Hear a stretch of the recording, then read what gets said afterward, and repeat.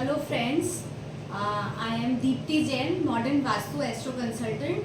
I welcome you all to the special episode of Let's Talk. And आज जो हमारे साथ गेस्ट हैं उनके बारे में मैं क्या कहूँ, ये एक ऐसी महिला है जिन्होंने खुद को पीछे रखकर अनेकों महिलाओं को सशक्त बनाया, कॉन्फिडेंस दिलाया, लाइफ में आगे बढ़ने की प्रेरणा दी. I welcome my special guest tonight, Mrs Poonam Kulshreshtha, जो कि पिछले 30 साल से महिलाओं को सशक्त बनाने की ट्रेनिंग दे रही हैं. प्लस वो पेंडुलम डाउजर हैं, काउंसलर हैं, हीलर हैं. आप सभी का आपका स्वागत है हमारे एपिसोड में. आप अपने बारे में थोड़ा सा हमारे दर्शकों को बताएं. मेरी समाज की तरफ रुझान समाज करने का तब शुरू हुआ जब मेरे बच्चे थोड़े बड़े हो गए और उनको मेरी इतनी आवश्यकता नहीं रही. मैंने ये देखा कि जो मध्यम वर्ग की महिलाएं हैं उनके ऊपर इतना भार है घर का, परिवार का, कि वो जॉब नहीं कर सकती, लेकिन साथ में आर्थिक समस्या भी उसी वर्ग को सबसे ज़्यादा होती है. तो वो मेरा उद्देश्य ये था कि घर में रह के पार्ट टाइम काम करके वो लोग अपनी ज़िंदगी में कुछ अच्छा ऐड करें. तो मैं कलाकारी सिखाने के काम, मैंने 28 क्राफ्ट के संग एक महिला विकास केंद्र शुरू किया, जिसमें 2-3 महिलाओं को एज अ इंस्ट्रक्टर भी जॉब मिला और मैं भी उसमें काफ़ी काम करती थी. हमने देखा महिलाओं की जो आर्थिक समस्या है उसके साथ साथ उनकी मानसिक समस्याएं, स्वास्थ्य की समस्याएं, घर परिवार में रिश्तेदारी की समस्याएं, वो सब बहुत ज़्यादा थी. तो हमने इस क्षेत्र को भी अपने कार्य क्षेत्र में शामिल किया कि उनकी समस्याओं को सुलझाया जाए. आजकल हर कोई अपने हिसाब से जीना चाहता है, दूसरों के संग एडजस्ट नहीं करना चाहता. शायद यही सबसे बड़ी समस्या है. ठीक है, हमने एक पोल कंडक्ट कराया था फेसबुक और इंस्टाग्राम के थ्रू, जिसमें हमारे पास बहुत से प्रश्न आए थे. खास करके जेनजी, जो जेनजी है आजकल, वो बहुत सारी मेंटल इश्यूज, करियर से रिलेटेड इश्यूज, रिलेशनशिप से रिलेटेड इश्यूज को फेस कर रहा है. तो आज हम उनके कुछ सवाल आपके समक्ष रखेंगे. और आज की युवा पीढ़ी बहुत दिशा भ्रांत में है, क्योंकि बुजुर्गों की गाइडलाइन वो लेना नहीं चाहते और उनके साथियों में उतनी अकल है जितनी उनमें. बिल्कुल सही बात है. तो जो पहला प्रश्न मेरे पास आया है, बच्चे कहते हैं क्या ये सिचुएशनशिप रिलेशनशिप में कन्वर्ट होगी. देखिए, सिचुएशनशिप में अपने दर्शकों को बताना चाहूँगी, एक ऐसी कंडीशन है बच्चों के बीच में, जेनजी के बीच में, जहाँ कोई ऑब्लिगेशंस नहीं होते. वो फ्रीली एक दूसरे के साथ रहते हैं, घूमते हैं, फिरते हैं, कोई उनकी अथॉरिटी नहीं होती है, कोई रिस्पॉन्सिबिलिटी नहीं होती है. लेकिन जब उसको वो रिलेशनशिप में कन्वर्ट करते हैं तो उनके अंदर कई प्रॉब्लम्स आती हैं. तो आप क्या बताएंगे इन बच्चों को?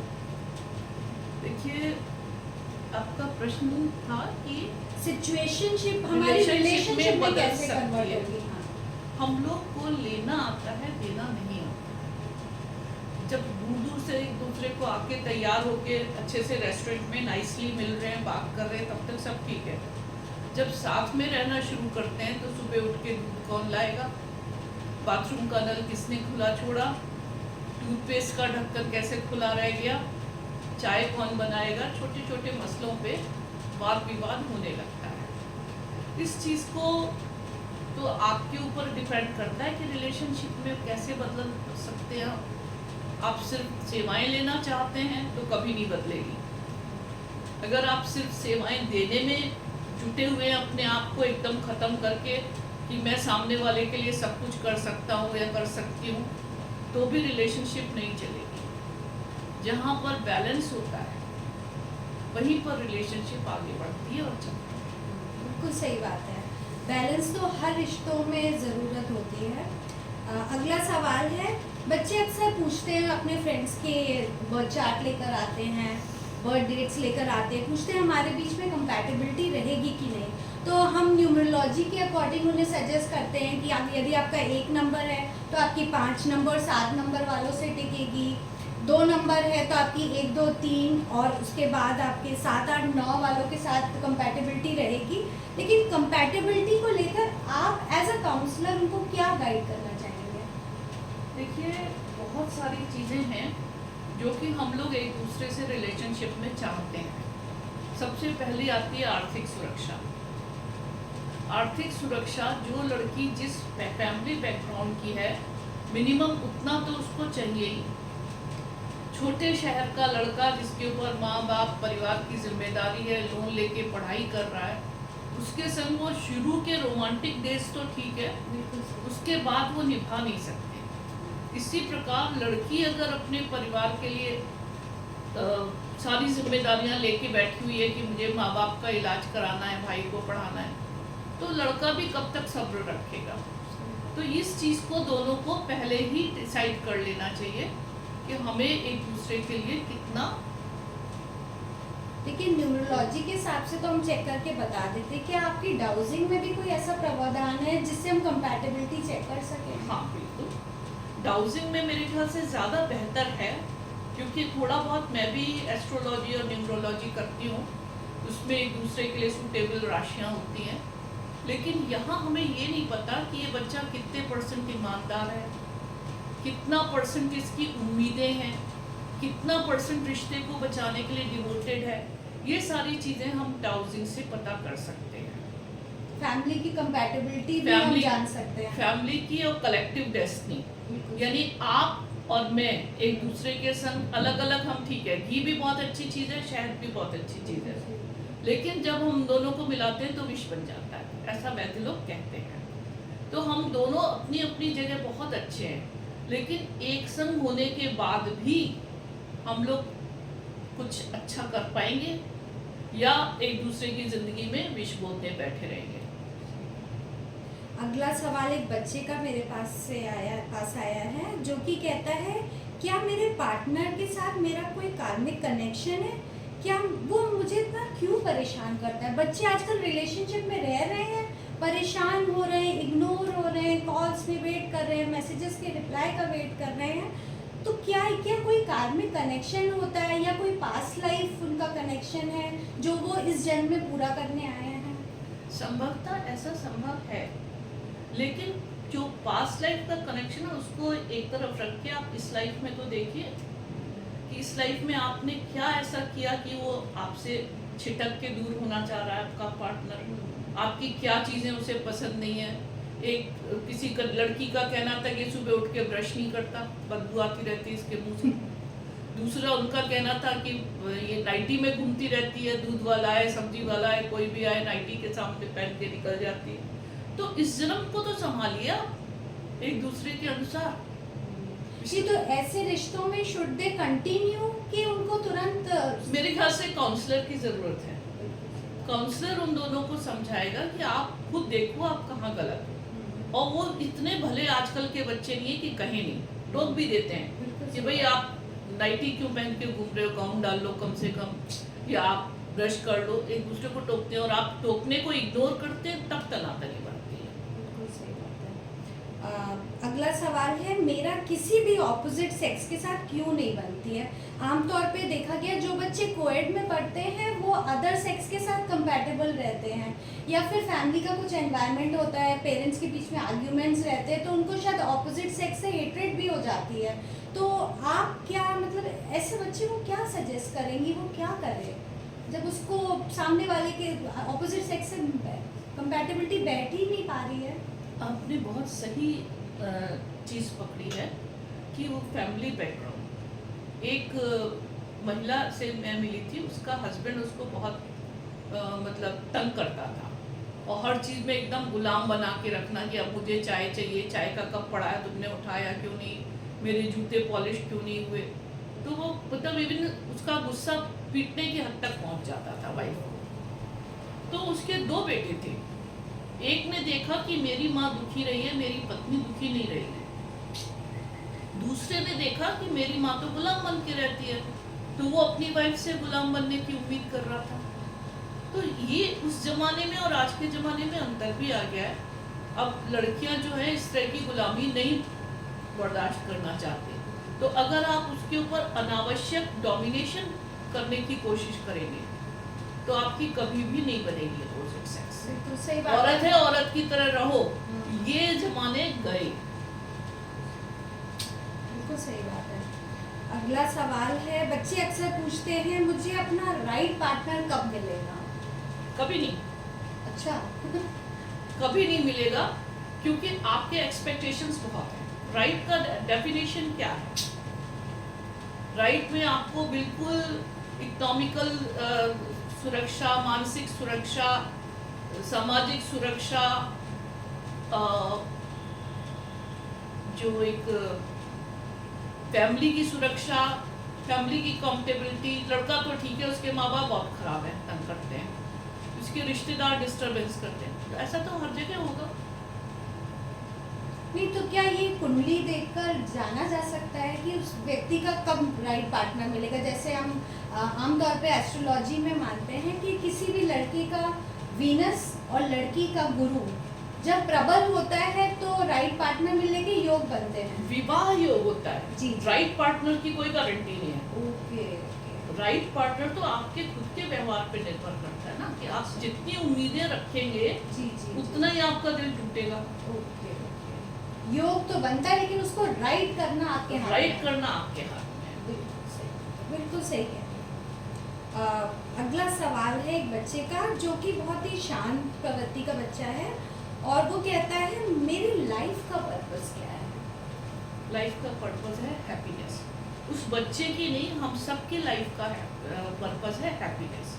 हम अपनी लाइफ में जो भी करते हैं, जो भी उपयोग करते हैं, जो भी क्रियाएं करते हैं, सब अपनी खुशी के लिए करते हैं। मुझे देर तक सुबह सो के खुशी मिलती है तो मैं देर तक ही सोऊंगी। अगर किसी ने मुझे जल्दी जगाने की कोशिश की, चाहे माँ हो चाहे पति हो, तो घर में लड़ाई होना अवश्य संभावी है। तो अगर मुझे खुशी मिलती है कि मैं अपने बच्चों को नई नई चीज़ें बना के खिलाऊं, तो मैं वो करूँगी। अगर मैं ये एहसान ठोकूं कि मैंने तुम्हारे लिए किया, नहीं, मैंने तुम्हारे लिए नहीं किया, मैंने अपनी ही खुशी- मैंने अब तुम्हें खिला के मुझे खुशी मिलती है, इसलिए मैंने अपने लिए किया। तो लाइफ का पर्पस प्रसन्नता की खोज। और जो बच्चे स्पिरिचुअल प्रैक्टिसेस में रहते हैं, चक्र हीलिंग और अवेकनिंग, तो उनके लिए आपके पास उनको क्या- समर्पण करना सिखाया जाता है। हर चीज़ में हम जिम्मेदार नहीं हैं। बहुत सी चीज़ें प्रकृति के अनुसार चलती हैं, बहुत सी चीज़ें कर्मफल के अनुसार चलती हैं। अब हम इस सीज़न में कहें कि भाई हम अमरूद उगा लेंगे, कहाँ से ले आएंगे अमरूद इस मौसम में अमरूद? तो ये तो प्रकृति की चक्र है, उसके हिसाब से चलेगा। नहीं आवश्यक है कि हमारे हिसाब से दुनिया चले। तो जब आप समर्पण करना सीख जाते हैं अपनी हीलिंग में, चक्र हीलिंग में, मेडिटेशन में, तो आप ज़्यादा संतुष्ट रहने लगते हैं। और संतुष्टता ही मोक्ष कारक मानी जाती है।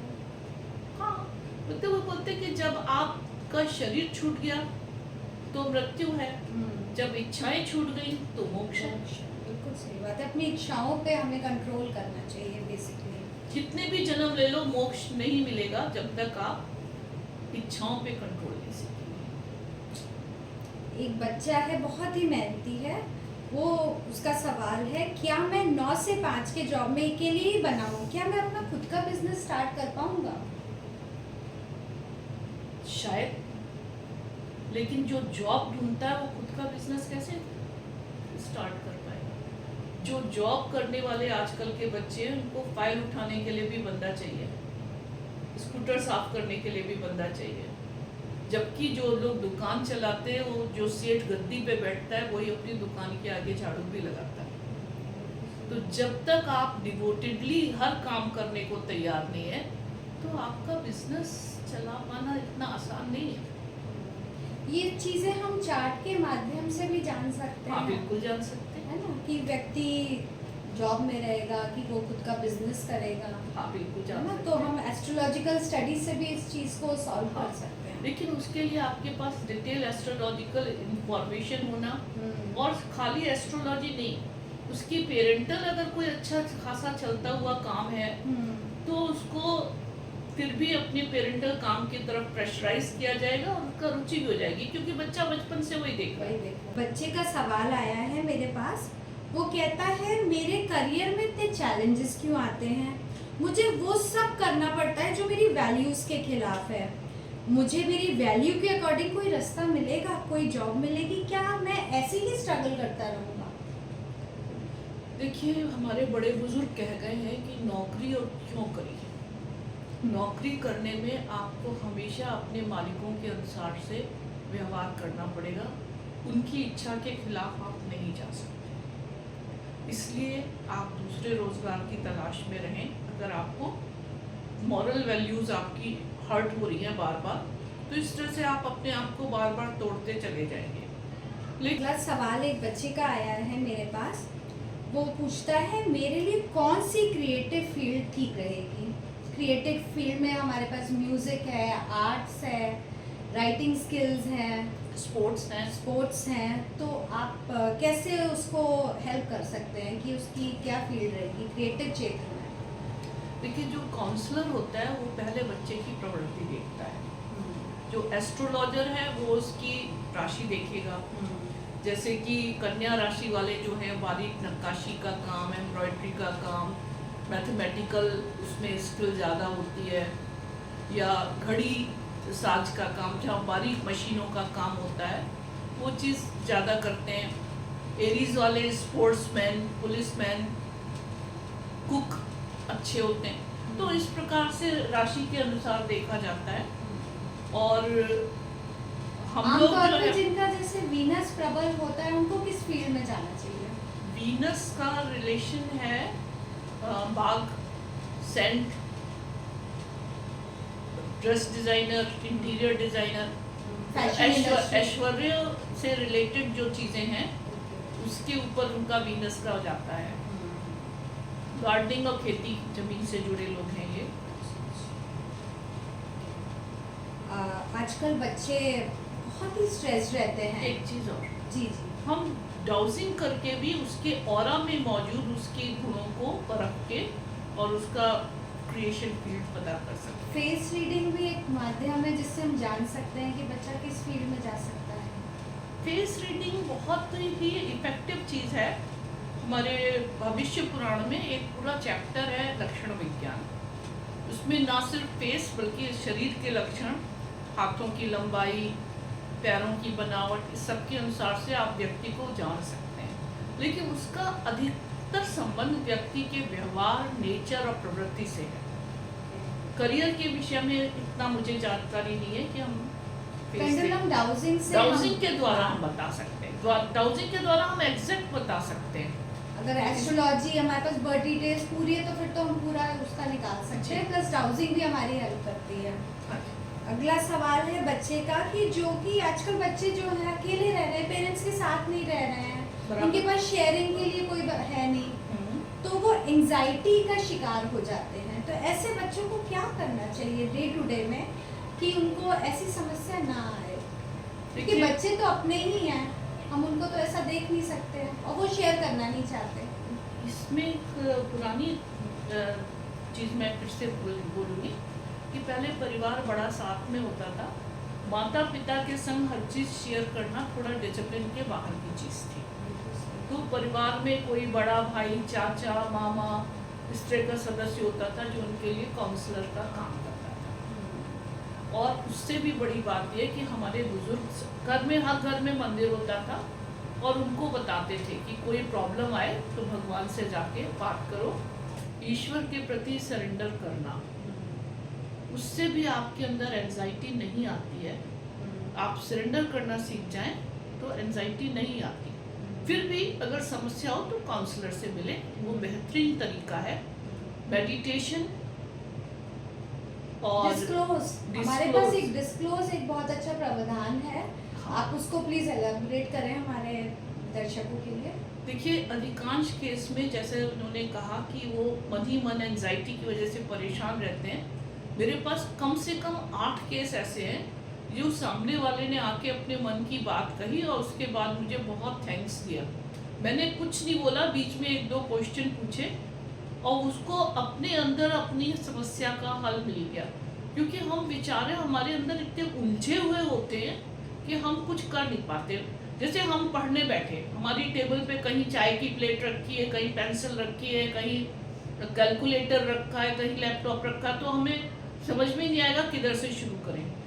तो मैं हमेशा ये बोलती हूँ, पहले टेबल साफ करो।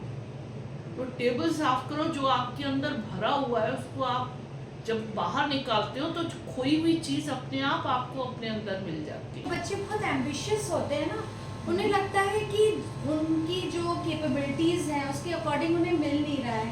जब मिलता नहीं है तो वो अपने आप को स्टक फील करते हैं। तो इन बच्चों के लिए आपके पास क्या सुझाव है? समर्पण। एंजाइटी अच्छी चीज है, कंपटीशन की भावना अच्छी चीज है, लेकिन स्वस्थ कंपटीशन होना चाहिए ना। हम लोग की ही गलती है, हम बच्चे को हमेशा से बताते हैं कंपटीशन करो, आगे बढ़ो, जो मिला है उसके लिए थैंक्स करने का हम सिखाते ही नहीं। तो बच्चे के अंदर तो फिर वो एंजाइटी और क्रोध और बेबसी आएगी।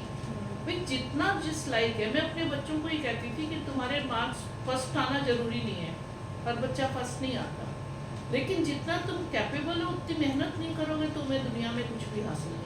कैपेबिलिटीज को क्या हम मेजर कर सकते हैं? हाँ, पेंडुलम से हम कैपेबिलिटी को मेजर कर सकते हैं। और इससे मैंने कई लोगों के लिए बहुत मतलब उनको उलझन से निकाला है कि आपकी कैपेबिलिटी है 30%, आपको 60 मिल रहा है, अब आगे बढ़ने की जरूरत नहीं है, आप कर ही नहीं पाओगे, आप उस प्रेशर को झेल नहीं पाओगे। तो जितना आपकी कैपेबिलिटी है उतना आपको रिटर्न मिल रहा है तो ठीक है, अगर नहीं मिल रहा तो आप प्रयास कीजिए। ये चीज हम डाउजिंग से बहुत बारीकी से देख सकते हैं। तो यानी कि डाउजिंग हमारे लिए एक बहुत बड़ा एसेट है। अगला सवाल है, मैं अपनी सेल्फ सैबोटेजिंग टेंडेंसी से कैसे ओवरकम करूं? आमतौर पे क्या होता है, बच्चे करना तो बहुत कुछ चाहते हैं, लेकिन laziness, low confidence, over ambition के चक्कर में छोटी छोटी अपॉर्चुनिटीज लूज कर जाते हैं। तो ऐसी स्थिति में बच्चों को पास कोई आप रेमेडी दे सकती हैं कि वो डे टू डे करें और इस चीज़ से बच पाए? देखिए, मेरे को एम्बिशन है कि मैं फौज में जाऊँ, तो इधर बैठ के सोचने के लिए कि अच्छा मैं फलाने हीरो की तरह फौजी यूनिफॉर्म पहने हुए हूँ और परेड कर रहा हूँ, उससे नहीं होगा। आपको दौड़ने की प्रैक्टिस करनी है, आपको फिजिकल फिटनेस की प्रैक्टिस करनी है, जिम जाइए। और आजकल तो मतलब पुलिस और फौज में भर्ती होने के लिए भी कोचिंग चल रही है, तो उसकी तरफ प्रयास कीजिए। खाली बैठ के सपने देखने से तो कोई भी चीज़ हासिल नहीं होती। किसी में सपने तो हैं लेकिन एफर्ट्स नहीं देता है वो बंदा। सपने plus effort means success. Okay, दोनों नहीं होंगे, एक चीज भी नहीं होगी तो सक्सेस नहीं है। क्या इसमें रत्न ज्योतिष काम करती है एफर्ट्स बढ़ाने के लिए? एफर्ट्स बढ़ाने के लिए हाँ कर सकती है, आपके माइंड्स को सेट करने के लिए और आपकी उलझने दूर करने के लिए, लेकिन वो फेज टेम्पररी होता है, कुछ समय के लिए। अगला सवाल है कि कोई भी प्रोजेक्ट अगर हम लॉन्च करते हैं तो आमतौर पे लोग पंडितों के पास जाते हैं मुहूर्त निकलवाने के लिए, तो क्या आप इन चीज़ों पे बिलीव करते हैं? देखिए, बिलीव करना मैं शायद नहीं करती हूँ, लेकिन मैंने ये देखा है कि अगर बड़े जना या कोई जना कुछ कह रहा है और उसको टाल के आप आगे बढ़ो तो मुहूर्त का असर होता हो ना होता हो, अगले की टोक, उसका ईगो, उसका मैनिफेस्टेशन देख लेना, ऐसा होके रहेगा तो वो तो असर डालता ही है। तो अगर मान ले तो कोई हर्ज नहीं है और नहीं भी माने तो भी कोई हर्ज नहीं।